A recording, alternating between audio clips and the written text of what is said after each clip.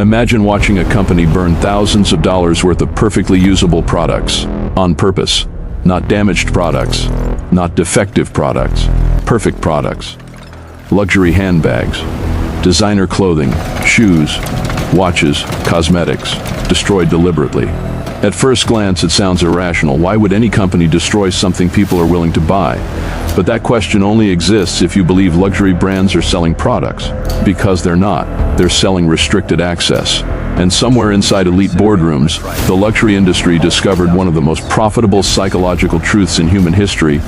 Human desire intensifies when access is artificially limited. That realization transformed luxury forever. Because once scarcity becomes emotional instead of practical, value no longer depends on usefulness, it depends on exclusion. And exclusion is addictive. Luxury brands do not simply manufacture clothing or accessories. They manufacture psychological distance. Distance between ordinary people and elite status. Public visibility and private access. Wanting something and being allowed to have it. And the less accessible an object becomes, the more emotionally powerful it feels. That is why some luxury stores appear almost empty. Why certain products have waiting lists. Why some brands intentionally produce less inventory than demand requires. Because abundance weakens desire, scarcity sharpens it, and eventually the industry realizes something even more powerful. A product people cannot easily obtain begins functioning like social proof. Ownership stops being practical. It becomes identity signaling, status signaling, belonging signaling, which means the object itself becomes secondary.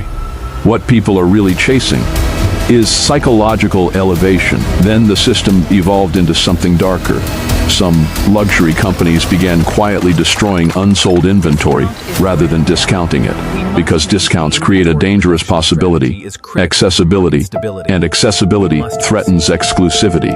So instead of allowing products to become too available, millions of dollars worth of goods were intentionally removed from circulation, burned, shredded, buried, erased, not because the products lost value, but because too many people gaining access would destroy the illusion surrounding them. And that is the disturbing part of the story. The luxury industry learned that perception is often more profitable than reality itself, because once humans emotionally associate rarity with superiority, the object no longer needs intrinsic value, only controlled visibility. The deeper you go into luxury psychology, the stranger it becomes. Because luxury scarcity does not only manipulate consumers, it restructures social behavior. People begin competing for symbols instead of utility. Waiting lists become desirable. Limited editions become emotional events. Restriction itself becomes marketing. And slowly, the brain starts confusing difficulty of access with importance. That is the real mechanism underneath luxury culture, not wealth, not craftsmanship, but engineered social tension. A feeling that some people are inside while others remain outside. And human beings are psychologically vulnerable to exclusion, because exclusion activates insecurity, and insecurity increases desire, which means the system continuously feeds itself. The harder access becomes, the more emotionally valuable the object appears. Today, luxury scarcity has spread far beyond fashion. Sneakers, technology, restaurants, events, even online culture now operates on artificial exclusivity systems. Invite-only access, limited drops, private communities. Scarcity has become one of the dominant psychological languages of modern capitalism.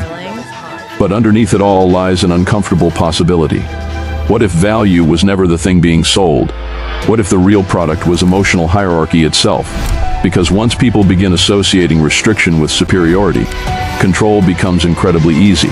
And maybe that is why luxury brands would rather destroy products than make them too obtainable. Because the moment everyone can access something, the illusion weakens.